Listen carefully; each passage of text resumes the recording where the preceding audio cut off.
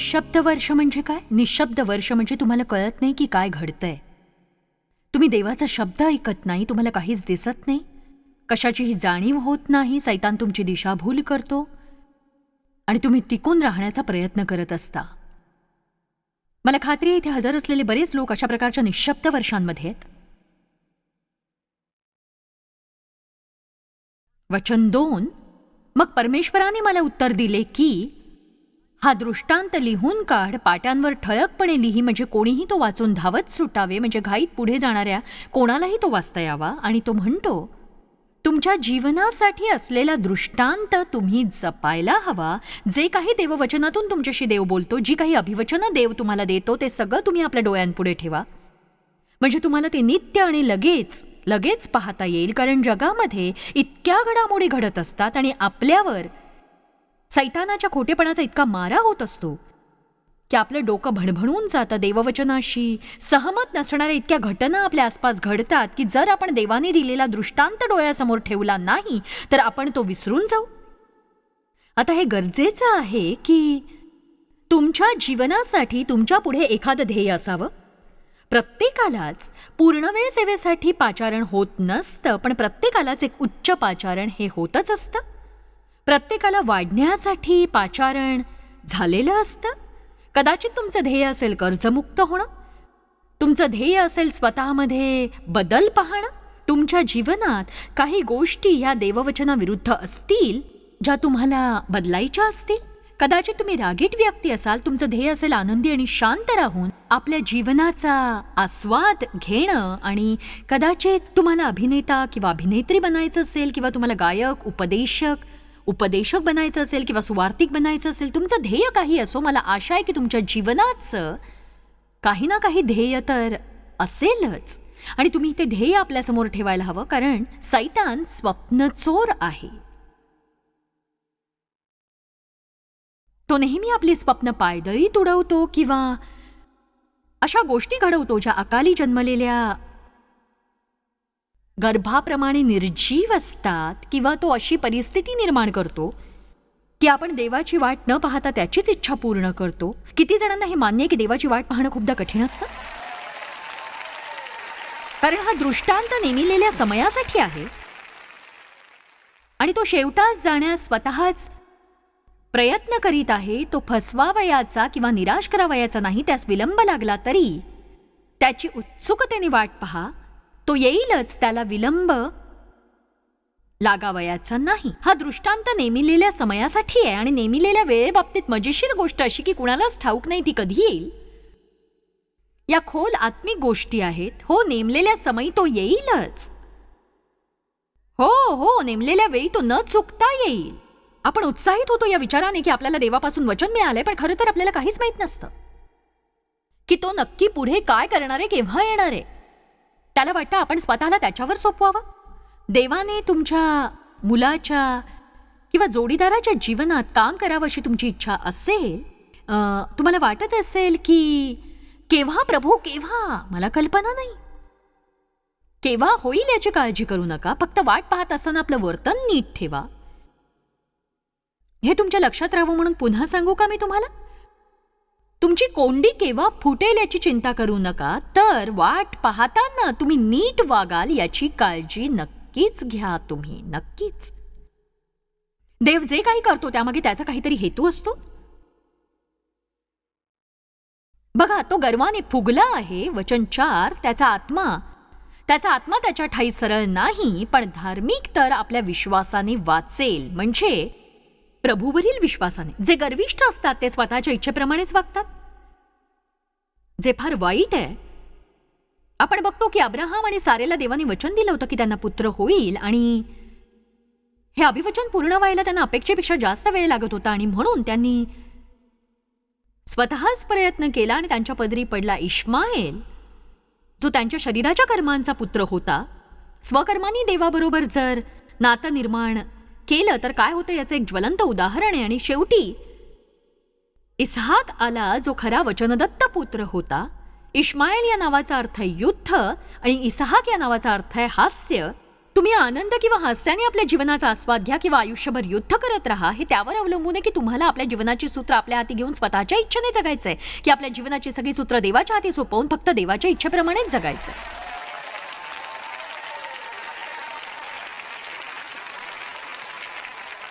Bible म्हणते इब्री 10 मध्ये की जेव्हा आपण माघार घेतो तेव्हा देव प्रसन्न होत नाही, कारण तो योग्य समयी कार्य करतो आणि त्याची इच्छा असते की वाट पाहताना आपण माघार घेऊ नये. त्याला वाटतं की आपण टिकून राहावं, टिकून. आता बघा, मला खात्री आहे बरेच जण आपल्या जीवनातल्या अशा काळात आहात जो आहे शांत वर्षांचा काळ. असं म्हणूया तुम्ही वादळात सापडलेल्या बोटीत आहात आणि येशू बोटीच्या तळाशी झोपलाय. तुम्हाला कळत नाहीये की अशा प्रसंगात तो तुम्हाला काहीच कसं सांगत नाहीये, तो तुमच्याशी बोलत का नाही. काही वर्षांपूर्वी मी प्रभूला या विषयीच काही सांगत होते. मी म्हटलं, प्रभू, गेल्या कित्येक दिवसात तू काहीच ऐकलं नाहीस, तू मला काही का सांगत नाहीयेस. माझ्या मनात विचार आला, बातमी नाही, हीच चांगली बातमी आहे. आणि मी म्हटलं, प्रभूची स्तुती असो, मी आता तेच करीन जे मी करत होते. जर तुम्ही खूप काळ देवापासून काही ऐकलं नसेल तर तेच करत राहा जे देवाने तुम्हाला मागच्या वेळी सांगितलं होतं. आमेन. जर प्रभूला काही सांगायचं असेल तर ते तो नक्कीच सांगेल. देवाचा प्रत्येक सेवक किंवा सेविका जे बायबलमध्ये आहेत, माझ्या माहितीतली प्रत्येक व्यक्ती जी देवाच्या राज्यात लक्षणीय असं कार्य करते किंवा त्यांच्या जीवनात देवाने लक्षवेधी कामगिरी केलेली आहे, त्यांना आपल्या जीवनातही निःशब्द वर्ष ही सोसावी लागलीच. देवाने मला 1976 मध्ये सेवेत बोलावलं आणि साधारण मार्च किंवा एप्रिल महिना असेल तो, देवाने माझ्या जीवनाला फार अद्भुत रीतीने स्पर्श केला जेव्हा मी त्याला हाक मारली होती. आणि त्यानंतर देवाबरोबरचं माझं नातं पूर्वी कधी नव्हतं इतकं घनिष्ठ बनलं. आणि जरी मी चर्चला जाणारी ख्रिस्ती होते आणि मला देवाविषयी सगळं ठाऊक होतं, मला देवाची पूर्ण ओळख नव्हती. आणि हाच मुख्य फरक आहे. देवाला ओळखण्यासाठी आपण त्याचं वचन पाळून त्याचा चांगुलपणा आणि विश्वासूपणा चाखायला हवा. देवाचा अनुभव घेताना तुम्ही जे शिकता ते खरंच अद्भुत असतं. जेव्हा मी माझा पहिला संदेश ऐकला जो कॅसेटमध्ये होता, त्याचं नाव होतं cross over to the other side. मी एका वचनावर कुणालाच माझी रुची कायम ठेवून तासभर संदेश देताना कधी ऐकलं नव्हतं. खरं तर मी कुणालाच तासभर संदेश देताना कधी ऐकलं नव्हतं. आम्हाला मोठे संदेश मिळत नव्हते आणि आम्हाला मिळायचा संदेशांचा अल्पोपहार. आणि माझ्यासाठी हे अद्भुत होतं की कोणीतरी तासभर शिकवूनही माझी रुची कायम राखील. आणि मला देवाचं पाचारण झालं जेव्हा मी निजण्याच्या तयारीत होते. हे अद्भुत असतं. तुम्ही आपल्या कामात असता किंवा आपली नेहमीची कामं करत असता आणि प्रभूला तुम्ही हवे असता, तेव्हा तुम्हाला ते नक्की कळवतो. मी माझा बिछाना घालत होते आणि असं नव्हतं की मी माझा आवाज ऐकला होता किंवा स्वप्न पाहिलं होतं किंवा दृष्टांत पाहिला होता. पण एक सांगू शकते, तेव्हा माझं हृदय देवाची सेवा करण्याच्या अनिवार्य इच्छेने भरलेलं होतं. एक उकळणारी अशी इच्छा होती ती. त्याच वेळी माझ्या मनात विचार आला आणि मला खात्री आहे देवानेच ते माझ्या मनात घातलं होतं. एके दिवशी मी जगभर जाऊन देववचन शिकवेन आणि माझी एक मोठी शिक्षण सेवा असेल जी लोकांना ख्रिस्ताकडे आणील. आणि त्या दिवसापासून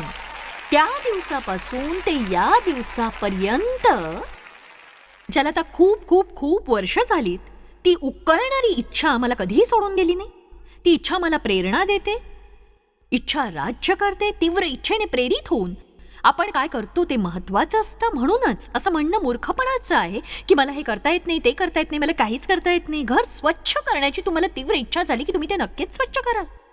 कर्जमुक्त होण्याची तुमची तीव्र इच्छा असेल तर तुम्ही नक्की कर्जमुक्त व्हाल.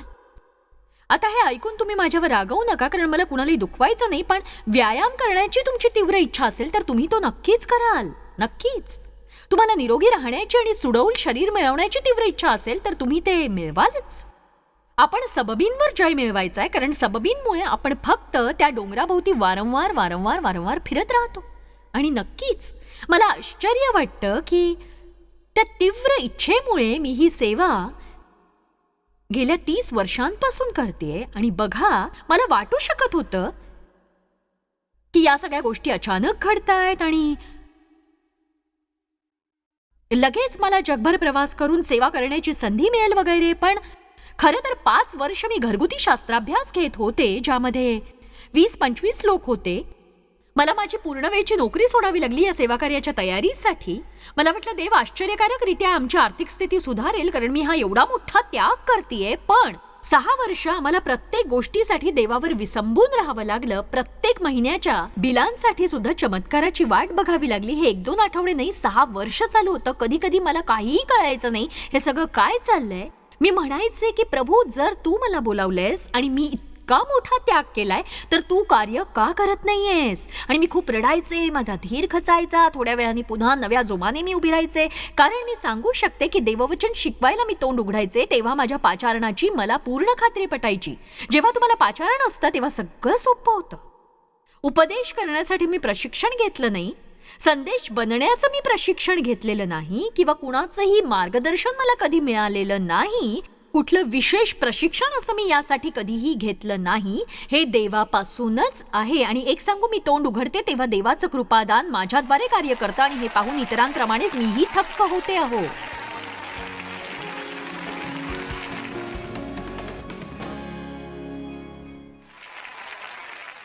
पाच वर्ष, काही दिवस नव्हे, 5 वर्ष मी फक्त घरगुती शास्त्राभ्यास घेत होते. त्यासाठी पैसे मिळत नव्हते. लोक निघून गेल्यावर कुणी मला घर स्वच्छ करू लागत नव्हतं. लोक फक्त कुरकुर आणि तक्रार करण्याची कारणं शोधायचे. हो, त्या लहानशा शास्त्राभ्यासातही. पण तरीही ते यायचे आणि मी त्यांना शिकवायचे, ते यायचे, मी त्यांना शिकवायचे. 5 वर्षांच्या अखेरीस देवाने असं म्हटलं की बघ, मी एक नवीन गोष्ट करतो. मी म्हटलं हो, ओ, चला आता, चला. पण वर्षभर काहीही झालं नाही. असं वाटत होतं जसं देवाने मला नीटनेटकं करून ठेवलंय. मी मात्र काहीच करत नाहीये, काहीही नाही. मी फार गोंधळलेले होते. आणि नेमकं याच वर्षी सैतानाने माझी खात्री पटवली की मी सेवा वगैरे थांबवून आधीप्रमाणेच एक सामान्य गृहिणी बनून राहावं. मग माझी शेजारीण मला शिवणकला शिकवू लागली. आणि मी डेव्हला सुचवलं की आपण घराच्या पाठीमागे टोमॅटो उगवून बघूया. आणि मी टोमॅटोंची शेती करून माझ्या पतीचे कपडेही शिवणार होते. आणि ते वर्ष एक दुःस्वप्न होतं. मला टोमॅटोंची घृणा होती, कपड्यांची घृणा होती. मी डेव्हसाठी एक आखूड अशी पॅन्ट शिवली. तिची हातशिलाई या दिशेने येण्याऐवजी ती त्या दिशेने आली, अशी उलटी वर, की जे तर विजारीपेक्षा लांब होते. ज्यासाठी तुमचा अभिषेक झाला नाही ते करण्याऐवजी तुम्ही ते का करत नाही ज्यासाठी तुमचा अभिषेक झालेला आहे. आणि मग टोमॅटो काढण्याची वेळ आली. मी सगळं साहित्य तयार ठेवलं आणि रात्रीतून काळ्या किड्यांचं एक मोठं सैन्य आलं. आणि ते काळे होते कारण टोमॅटोना पडलेली भोकं काळीच होती. माझ्या सगळ्या टोमॅटोंचा नाश झाला. मी लगेच माझ्या शेजारणीला बोलवलं, जी अगदी माझ्या शेजारीच राहत होती. आणि मी तिला म्हटलं, आपल्या सगळ्या टोमॅटोंची नासाडी झालीये. किड्यांनी सगळे टोमॅटो खाल्ले. ती बाहेर पळाली. तिने मला हाक मारून म्हटलं, माझे टोमॅटो चांगले, त्यांना काहीच झालेलं नाही अगं. तेव्हा मी देवाला म्हटलं, तू माझे टोमॅटो का नाही सांभाळलेस. तो म्हणाला, मी तुझे टोमॅटो सांभाळायला बांधील नाही, मी तुला ते पिकव असं सांगितलं नव्हतं. तर ते वर्ष होतं फक्त मूर्खपणाचं. आणि मला वाटलं काहीच घडत नाहीये, काहीच घडत नाहीये, काहीच घडत नाहीये, काहीच. पण एक सांगू, काहीतरी घडत होतं. कारण मी त्या वर्षी काय शिकले माहितीये, जे मला पुढच्या पातळीवर जाण्यापूर्वी शिकणं गरजेचं होतं. मी हे शिकले की मी स्वतःची तुलना कुणाशीही करू नये. आणि असं वाटून घेऊ नये की मी दुसरं कुणीतरी असायला हवं. जे जगाच्या दृष्टीने सामान्य आहे ते मी माझ्या जीवनात लागू करण्याची गरज नाही. मला देवाच्या मागे चालून सकारात्मक दृष्टिकोन ठेवण्याची गरज आहे. कारण यासाठीच देवाने मला पाचारण दिलंय. देवाने त्या वर्षी खूप काही केलं, पण त्याने माझ्या परिस्थितीमध्ये काहीच केलं नाही. त्याने माझ्यात कार्य केलं. आणि जर तुम्हाला वाटतं तुमच्या जीवनात काहीच घडत नाहीये, तर याचं कारण असं आहे की तुम्ही फक्त आपल्या परिस्थितीकडे पाहताय. पण तुमच्या आतमध्ये काय घडतंय याच्याकडे जरा नजर टाकून बघा. त्या निशब्द वर्षांमध्ये तुम्ही कसं वागता त्यावर तुमचं भविष्य आहे. तुम्हाला प्रभूचं पाचारण झालंय म्हणून तुम्ही ते पूर्ण कराल असं नाही. बोलावलेले पुष्कळ जण, पण निवडलेले थोडेच आहेत. किंमत ही चुकवावी लागतेच. आणि प्रत्येक जण यासाठी तयार नसतो. आपल्या तारणासाठी येशूने किंमत मोजली. जर आपल्याला देवाचा अभिषिक्त बनायचंय तर आपल्या जीवनात पवित्र आत्म्याची उपस्थिती दिसायला हवी. किंमत मोजावी लागते. तुमच्या आधीच्या जीवनापेक्षा तुमचं आत्ताचं जीवन तुम्हाला बदलावं लागेल. देव तुम्हाला त्या गोष्टी शिकवेल ज्या त्याला तुम्हाला शिकवायच्या आहेत, ज्या कुठल्याही बायबल कॉलेजमध्ये शिकता येणार नाहीत, आणि त्या फक्त देवापासूनच शिकाव्या लागतील. माझ्या जीवनातले बहुतेक अमूल्य धडे देवाने मला किराणा दुकानात नेऊन शिकवलेले आहेत. आता हे सगळं सांगायला माझ्याकडे वेळ नाहीये, पण देव तुम्हाला कुठेही शिकवू शकतो. येशूचीही शांत वर्ष होती. लूक अध्याय 2 वचन 21. 8वा दिवस म्हणजे सुंतेचा दिवस आल्यावर त्याची सुंता करण्यात आली आणि त्याचे नाव येशू ठेवण्यात आले. हे तो उदरात संभवण्यापूर्वीच देवदूताने ठेविले होते.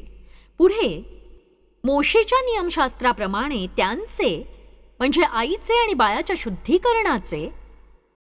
शुद्धीकरणाचे दिवस भरल्यावर ते त्याच्यावर यरुशलेमीस घेऊन आले. ते अशासाठी की त्याचे प्रभूला समर्पण करावे. येशू 8 दिवसांचा होता.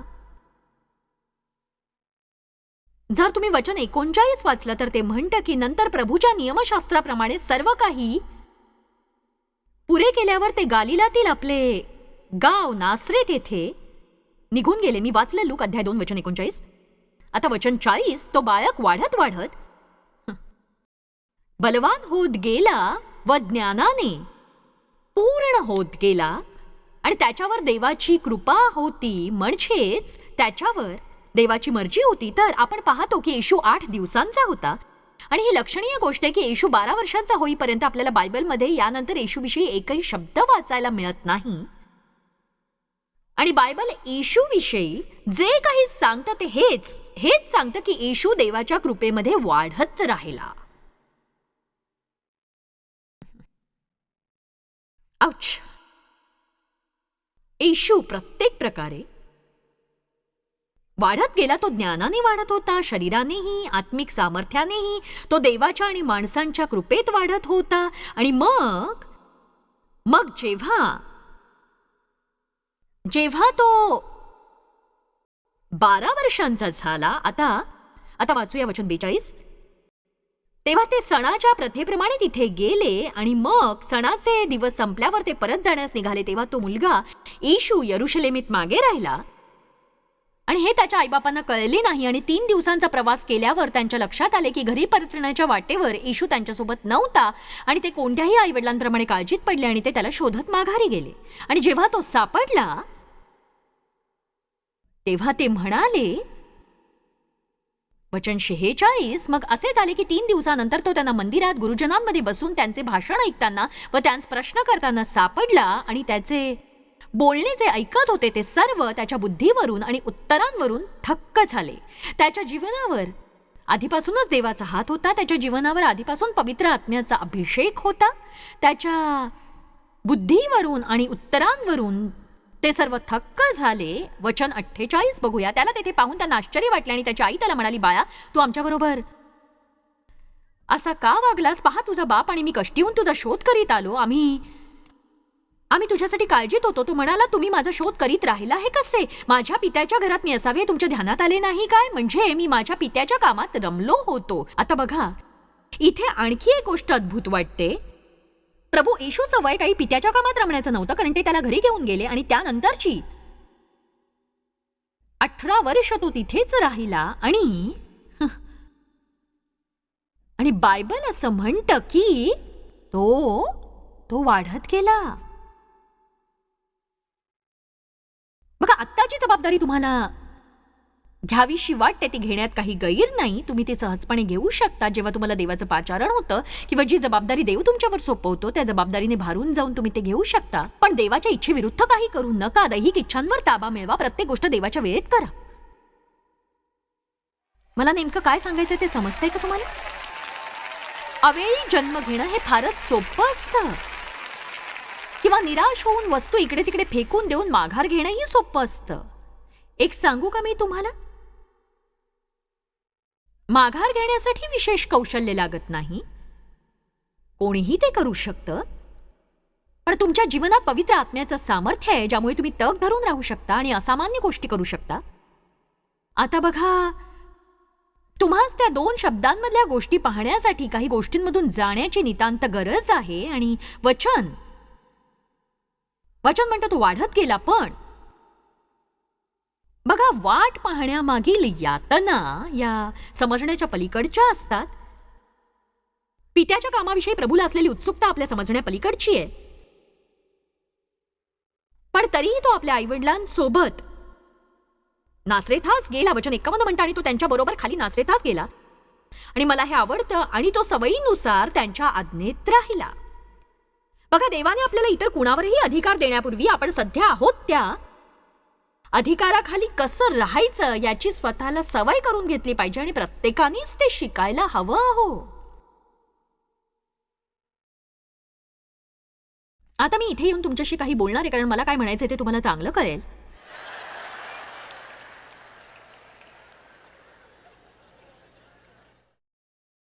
आज जगभर बंड करण्याची भयानक समस्या उभी राहतीये. म्हणजे असं की कुणाला एखाद्याने काहीच सांगितलेलं आवडत नाही, कुणालाही नाही. प्रत्येकाला स्वतःच्या गोष्टी करायच्या असतात, स्वतःचे उद्योग करायचे असतात, स्वतःचे जीवन जगायचं असतं, स्वतःच्या वेळेत आपली कामं करावीशी वाटतात, स्वतःच्या इच्छेने जगायचं. मार्गदर्शन नको कुणाचं, नियम नको, बंधनं नकोत. काय करायचं ते मला सांगू नका. आणि मग अर्धाधिक वेळ आपल्या गोष्टींना आत्मिक रंग देण्यात ते घालवतात. बघा, ज्याला पुत्र स्वतंत्र करतो तो खरोखर स्वतंत्र आहे. स्वतंत्र. मी पवित्र आत्म्याने चालवला जातो. नाही, जर तुम्ही खरोखर पवित्र आत्म्याने चालवले जाता तर तुम्हाला अधिकाराखाली कसं राहायचं हे समजेल. आपण इतकं वाढायला हवं की आपल्यावरचे अधिकारी आपल्याला जे काही सांगतात ते करता आलं पाहिजे. आणि आपल्याला ते आवडत नसलं तरीही, इथे मी पाप करण्याच्या गोष्टींविषयी बोलत नाहीये, पण जरी तुम्ही त्यांच्याशी सहमत नसाल, तुम्ही आपल्या मुखावर स्मित हास्य ठेवून चांगल्या वृत्तीने ते करायला हवं की थोडं थांबा, माझं झालेलं नाही, आणि आपण त्यांच्या पाठीमागे काहीही बोलता कामा नये.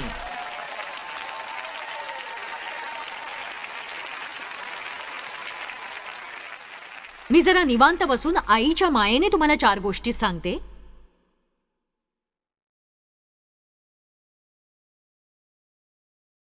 बघा, जी दुसरी गोष्ट देवाने केली ती माझ्या सेवेच्या पुढच्या पातळीवरची होती. जेव्हा मी माझ्या चर्चमध्ये काम करत होते, ते एक नवीन चर्च होतं. मी 36 वर्षांची होते. त्या चर्चमध्ये पालक म्हणून नियुक्ती केलेली अशी व्यक्ती 26 वर्षांची होती. जेव्हा तुम्ही 26-36 वर्षांची असता तेव्हा तुम्हाला बरंच शिकायचं असतं. तुम्हाला वाटतं तुम्हाला सगळं कळतं, पण तुम्हाला काही एक कळत नसतं. आणि माझं वाचाळ तोंड होतं. आम्ही दोघेही एकाच चर्चमध्ये होतो, आणि तो पालकही माझ्यासारख्याच व्यक्तिमत्वाचा होता. आणि तुम्हाला इतकं सांगणं पुरेसं आहे की अनेक वर्ष आमच्यात खूप भांडणं व्हायची, झगडे व्हायचे, वाद. पण त्याने आणि त्याच्या पत्नीने मला आशीर्वाद दिला, आणि स्त्रियांचा एक बायबल अभ्यास सुरू करून दिला, आणि तो वाढत जाऊन दर आठवड्यात 400 स्त्रिया येऊ लागल्या. पुढे रेडिओवरच्या एका स्टेशनवर आमचा कार्यक्रम सुरू झाला, आणि पुढे 5 वर्षानंतर देवाने मला पूर्व, पश्चिम, उत्तर, दक्षिण जायला सांगितलं. तिथून पुढे बाकीचा इतिहास सुरू झाला. आणि बघा, एका रेडिओ स्टेशनचं रूपांतर 8 आणखी स्टेशनमध्ये झालं, आणि शेवटी 150 झाले, आणि आम्ही साप्ताहिक टीव्हीवर आलो, मग दैनंदिन टीव्हीवर आलो, आणि असं हे वाढत गेलं. आणि आता आम्ही 35 वर्षानंतर इथे आहे. पण इतक्या कालावधीनंतर इथे यायला मला कशातून जावं लागलं हे सांगायला माझ्याकडे काहीही शब्द नाहीयेत. नुसतं असं बसून म्हणणं सोपं. जॉयस सारखं माझं सेवाकार्य असतं तर किती बरं झालं असतं. असं बोलून काही होणार नाही.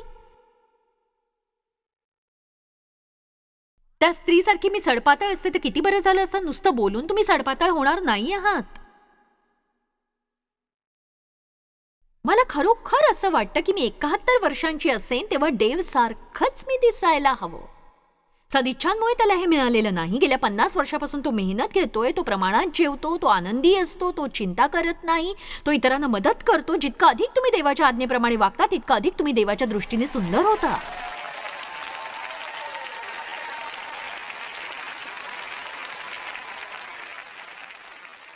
एक गोष्ट मला प्रयत्नपूर्वक शिकावी लागली, ती म्हणजे चांगल्या मनोवृत्तीने अधिकार स्वीकारणं. जरी मला सांगितलेली गोष्ट योग्य वाटत नसली तरी, आणि जरी मला योग्य रीतीने वागवण्यात येत नसलं तरी, मला प्रयत्नपूर्वक माझ्या चेहऱ्यावर स्मितहास्य ठेवून चांगल्या मनाने अधिकार कसा स्वीकारायचा ते शिकावं लागलं. आणि माझ्यावर असलेल्या अधिकाऱ्यांविषयी मी कधीही तुच्छतेने बोलले नाही, हे सुद्धा मला शिकावं लागलंच. तुम्हाला हे नीट कळलं की नाही हे समजण्यासाठी मी थोडा वेळ थांबणार आहे, कारण ही गोष्ट तुम्हाला नीट कळली नसेल तर पुढे जाण्यात काही एक अर्थ उरणार नाही, हे लक्षात घ्या तुम्ही.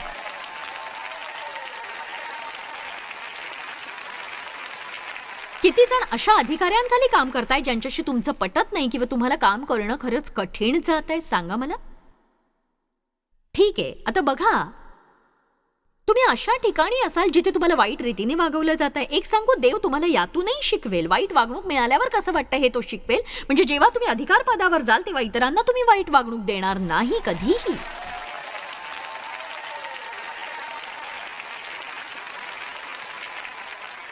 आश्चर्य वाटण्याजोगी गोष्ट मी तुम्हाला कधी सांगितली आहे का? देवाला ठाऊक आहे की कसं शिकवायचं ते.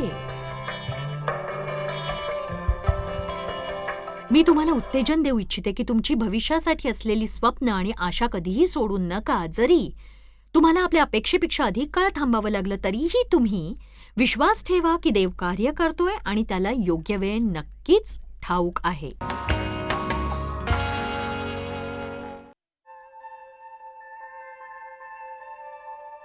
आम्ही तुमची प्रशंसा करतो. जगभरामध्ये हे सेवा कार्य शक्य करण्यासाठी आम्ही आमचे मित्र आणि भागीदार यांचे आभारी आहोत. एकत्रपणे आम्ही भुकेलेला अन्न पुरवितो, गरिबांना वस्त्र पुरवितो आणि राष्ट्रांना सुवार्ता सादर करतो. कृपया आमच्याशी संपर्क साधा किंवा भेट द्या tmmindia.org वर. आजच तुमच्या प्रार्थना विनंत्या सादर करा. आमच्या इतर साधनांची माहिती मिळवा, जॉयच्या सभेचे वेळापत्रक पहा आणि आमच्या बरोबर सहभागी व्हा. आम्ही येशूची प्रीती जगभरात वाटतो. दाखवण्यात आलेला कार्यक्रम जॉयस मायर मिनिस्ट्रीचे मित्र व भागीदार यांच्याद्वारे केला आहे.